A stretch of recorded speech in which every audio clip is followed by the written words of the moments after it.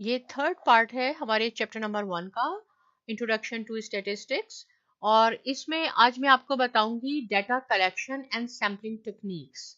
इस लेक्चर में मैं आपको बताऊंगी कि हम डाटा क्यों कलेक्ट करते हैं और डाटा कलेक्ट करने से हमें क्या फ़ायदा होता है और क्या सैम्पलिंग टेक्निक्स हैं जो हम यूज़ करते हैं डाटा को कलेक्ट करने के लिए।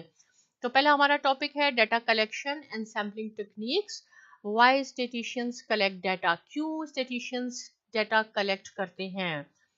डाटा हम कलेक्ट करते हैं टू डिस्क्राइब करने के लिए मुख्तलिफ सिचुएशंस को, मुख्तलिफ इवेंट्स को। फॉर एग्जांपल कि अगर आपके पास मैन्युफैक्चरर को यह मालूम हो कि परचेजिंग पावर कंज्यूमर की क्या है। कंज्यूमर कौन होते हैं? जो चीज़ को लेते हैं और यूज़ करते हैं उनको हम कंज्यूमर्स कहते हैं। अगर मैन्युफैक्चरर को पता हो कि उसकी परचेजिंग पावर क्या है, कितने तक की चीज़ वो परचेज कर सकता है, तो उसके मुताबिक वो अपनी मार्केटिंग स्ट्रेटेजी बनाता है और अपनी प्रोडक्ट को सेल करने के मुख्तलिफ तरीके इस्तेमाल करता है।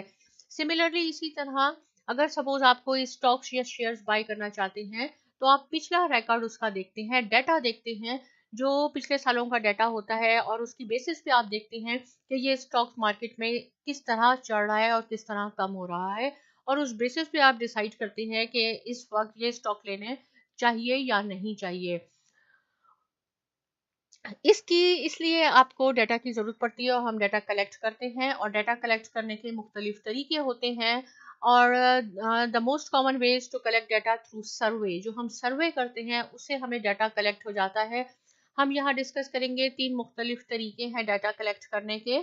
तो टेलीफोन से भी आप डाटा कलेक्ट कर सकते हैं, टेलीफोन सर्वे करके आप अपने क्वेश्चंस को, जो भी आपकी रिक्वायरमेंट है उसको आप मेल कर सकते हैं लोगों के घरों में, और फिर आप पर्सनल इंटरव्यू भी कर सकते हैं ताकि आपको डाटा मिल जाए।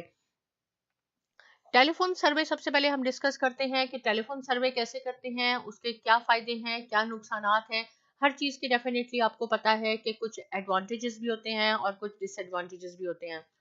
तो टेलीफोन सर्वे जो है वो सबसे पहला उसका फ़ायदा ये होता है कि वो बहुत एक्सपेंसिव नहीं होता, यानी आपको कहीं जाना नहीं पड़ता, अपने आप ऑटो मीन गाड़ी में आपको इधर उधर जाना नहीं पड़ता, बस आप फ़ोन उठाएं और जो क्वेश्चन हैं आप लोगों से पूछना शुरू कर दें।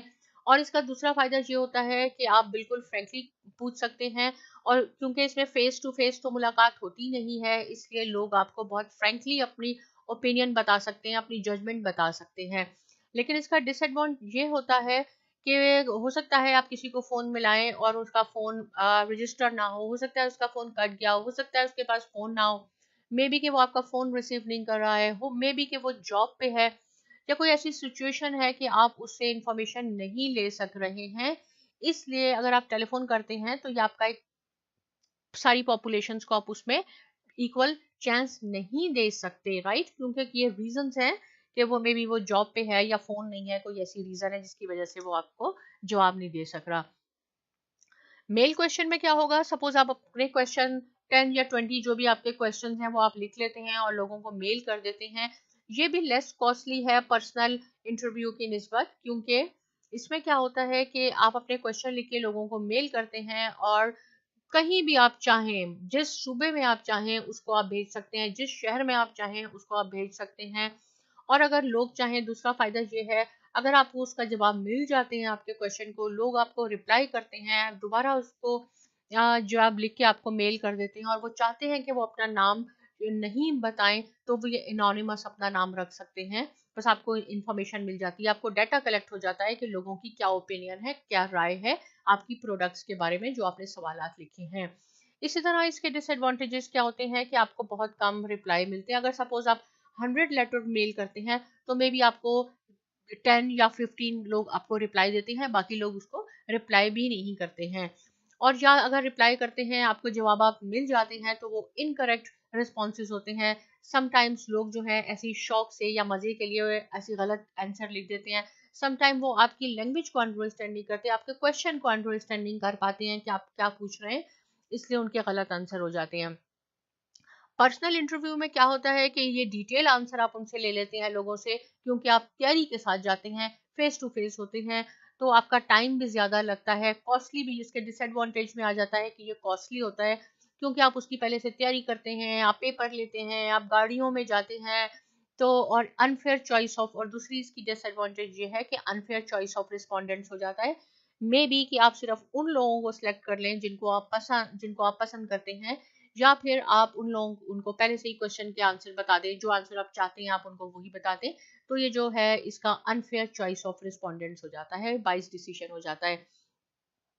रिसर्चर जो होते हैं वो सैंपल कलेक्ट करते हैं, डाटा। सैंपल का मीनिंग होता है, मैंने आपको बताया, एक पॉपुलेशन है, एक सैंपल है।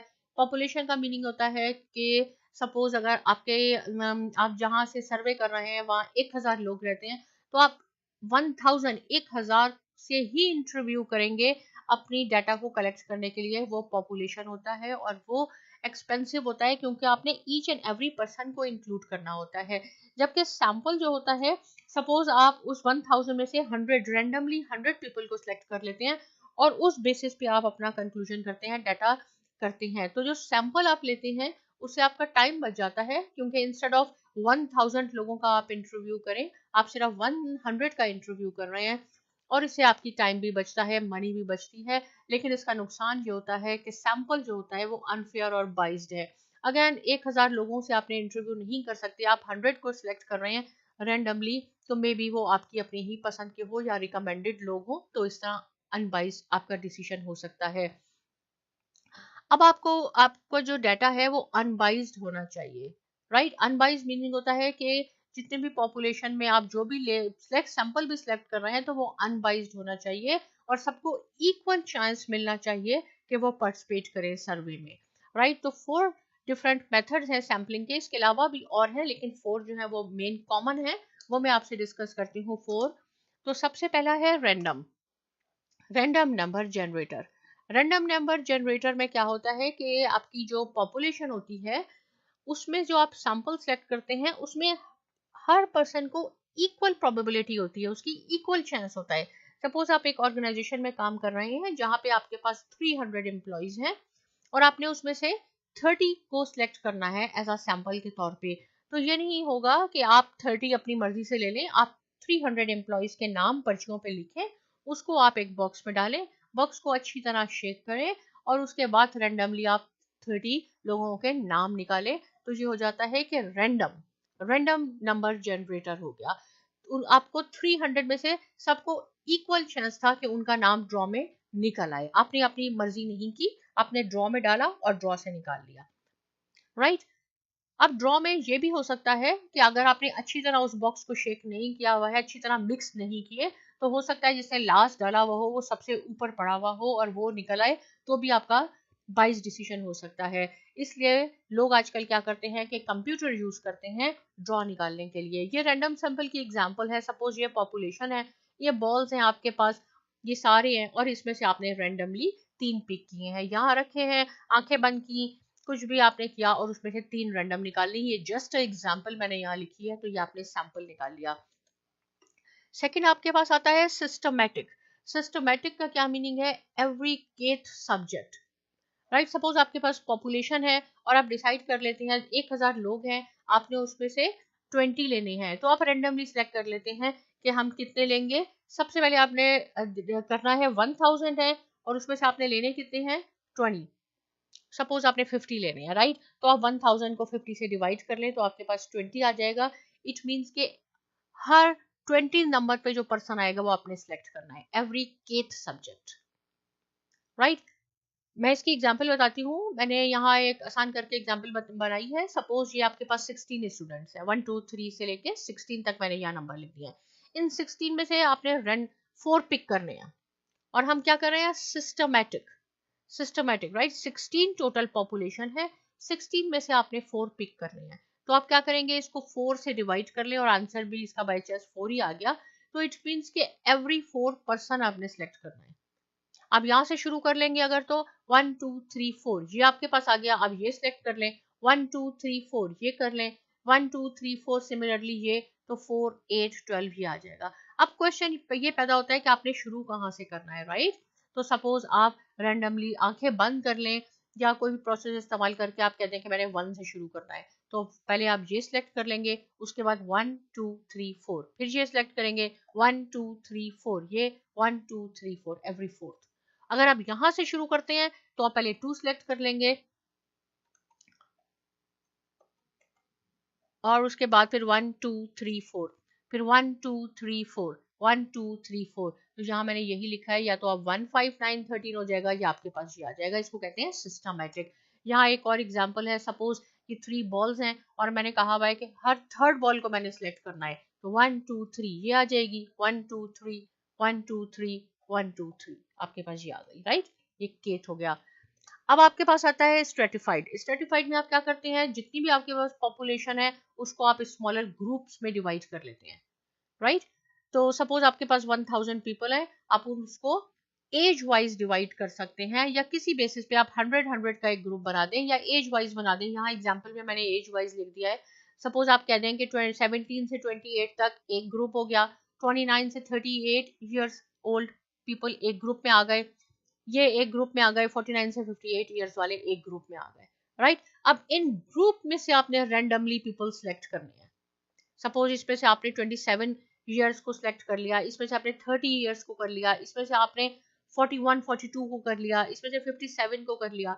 तो ये स्ट्रेटिफाइड होता है कि जितनी पॉपुलेशन है उसको पहले आप स्मॉलर ग्रुप्स में डिवाइड कर लें और उन ग्रुप्स में से आप रैंडमली पीपल सिलेक्ट कर लें। That is called the stratified sampling, right. ये मैंने स्ट्रेटिफाइड सैम्पलिंग की है। ये ग्रुप्स हैं, ये मेन के ग्रुप हैं, ये वुमेन के ग्रुप हैं। इसमें से रैंडमली एक ये पेयर सिलेक्ट हो गया, एक ये पेयर सिलेक्ट हो गया ग्रुप में से, राइट। तो ये स्ट्रेटिफाइड सैम्पलिंग आ गई आपके पास। अब लास्ट में आपके पास आती है क्लस्टर सैम्पलिंग। क्लस्टर सैम्पलिंग में क्या होता है, इसमें सेम यही चीज होती है कि पॉपुलेशन को आप ग्रुप में डिवाइड कर देते हैं, maybe according to school zone के हिसाब से, जियोग्राफिक एरिया के हिसाब से, या पोस्टल कोड के हिसाब से आप किसी तरह भी उनको पॉपुलेशन को ग्रुप्स में डिवाइड कर देते हैं। और फिर स्ट्रेटिफाइड में क्या होता है, उन ग्रुप्स में से हम रैंडमली सिलेक्ट करते हैं, बल्कि जबकि क्लस्टर में ये होता है कि उसमें से हम एक पूरा ग्रुप सिलेक्ट करते हैं और उस ग्रुप से इंटरव्यू करके डाटा हम कलेक्ट करते हैं। जैसे यहाँ सपोज ये जोन्स हो गए हैं, ये 304 का एक जोन है, सपोज ये वेस्ट वर्जीनिया 540 276, ये हमने पूरी पॉपुलेशन को जोन वाइज डिवाइड कर दिया है। अब इसमें से ये नहीं है कि मैं इसमें से एक ले रही हूँ, स्ट्रेटिफाइड में तो ये है कि आप इसमें से एक आध ले लें, इसमें से ले लें, इसमें से ले लें और फिर इंटरव्यू करें, जैसे भी आप डाटा लें। इसमें आप इसको जोन डिवाइड कर दें और फिर पूरा जोन ले लें, 276 पूरा जोन, 540 एवरीवन जो भी 540 में है वो यहाँ जाएगा, फिर आप इसका इंटरव्यू करें और डाटा कलेक्ट करें। तो ये क्लस्टर में और स्ट्रेटिफाइड में डिफरेंस है कि पॉपुलेशन को हम डिवाइड करते हैं ग्रुप में, स्ट्रेटिफाइड में उन ग्रुप्स में से हम रैंडमली सिलेक्ट करते हैं, जबकि क्लस्टर में पूरा क्लस्टर एक पूरा ग्रुप लेते हैं और उसका इंटरव्यू करके हम आपको बताते हैं कि हमने ये डाटा कलेक्ट किया है। अदर सैम्पलिंग टेक्निक ये है, कन्वीनियंट है बहुत। आप मॉल में चले जाएं, आप शॉप्स में चले जाएं, आप स्ट्रीट पे चले जाएं, आप वहां जाके फेसबुक पे आप डाल दें, वहां जाके लोगों से आप इंफॉर्मेशन कलेक्ट कर सकते हैं अपनी प्रोडक्ट के बारे में और जो भी आप डाटा कलेक्ट करना चाह रहे हैं। लास्ट में हम करते हैं सैम्पलिंग एरर और non sampling error. Sampling error क्या चीज होती है, सैम्पलिंग एरर होती है कि जो भी रिजल्ट्स आपको सैंपल से आए हैं वो डिफरेंट हो जाते हैं जो भी रिजल्ट्स आपको पॉपुलेशन से मिलते हैं, तो उनमें जो थोड़ा बहुत डिफरेंस होता है उसको सैम्पलिंग एरर कहते हैं। कैसे हो गया, सपोज अगर आपके पास सैंपल आपने लिया है 1000 टोटल स्टूडेंट्स हैं आपके पास, और उसमें से आपने सैंपल ले लिए 50 स्टूडेंट्स, उसमें से आप कह रहे हैं कि ये 50 में से 60% जो है ये गर्ल्स हैं, लेकिन जब आपने पूरा 1000 पॉपुलेशन जो 1000 स्टूडेंट्स थे उनको देखा तो आपको पता चला कि 62% गर्ल्स थी। तो वो जो पॉपुलेशन का रिजल्ट आया और आपके पास सैंपल का रिजल्ट 2% का डिफरेंस आया, वो सैम्पलिंग एरर की वजह से आया, राइट। अब नॉन सैम्पलिंग एरर जो होती है वो ह्यूमन एरर्स की वजह से हो जाती है, डाटा एंट्री की वजह से हो जाती है, बाइस डिसीजन की वजह से हो जाती है। जैसे आप डाटा एंटर कर रहे हैं, आपने 78 लिखना है, 78 के बजाय आपने 87 लिख दिया गलती से, तो इसको ट्रांसपोज एरर कहते हैं। तो ये जो ह्यूमन एरर्स की वजह से हो जाती हैं ये नॉन सैम्पलिंग एरर हो जाती हैं आपकी, राइट। तो इसमें हमने सैम्पलिंग डाटा कलेक्शन सीखी और सैम्पलिंग मेथड सीखे, और मुझे उम्मीद है कि आपको ये अच्छी तरह समझ में आ गया होगा स्टैटिस्टिक्स का टॉपिक। अगर आपके पास कोई क्वेश्चन है आप कमेंट सेक्शन में लिख सकते हैं और मैं पूरी कोशिश करूंगी कि आपको सेटिस्फाई कर सकूं, आपके सवालों की जवाब दे सकूं। साइमा एकेडमी को यूट्यूब पे प्लीज सब्सक्राइब करना ना भूलिए और बहुत शुक्रिया।